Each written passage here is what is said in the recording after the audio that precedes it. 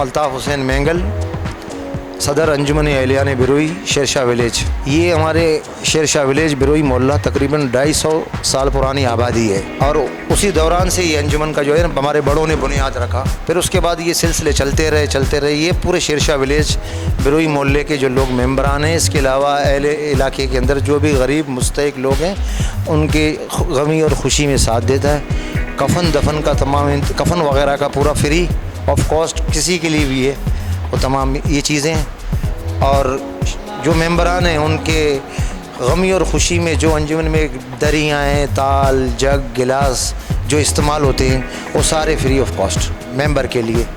हमारे दीन ने भी हमें हमेशा कहा है कि सबसे पहले अपना घर, बिरादरी की तमाम तंजीमें अगर अपने बिरादरी के दरमियान काम करेंगी, इनके तनाज़ात, इनके मसले मसाइल, ये अपने मामलात ख़ुद बैठ के हल करेंगे।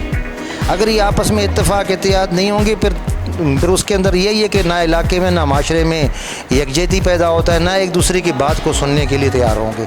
बिरादरियों की अंजुमनों को अपने बिरादरी में भी और इससे बाहर भी अच्छे अंदाज में काम करना चाहिए। मैं अपने इलाके के लोगों को ये पैगाम देना चाहता हूँ कि आम और आप सब मिल के, ये हमारा घर है, एक जगह होती है पूरे इलाके को जोड़ रखने के लिए।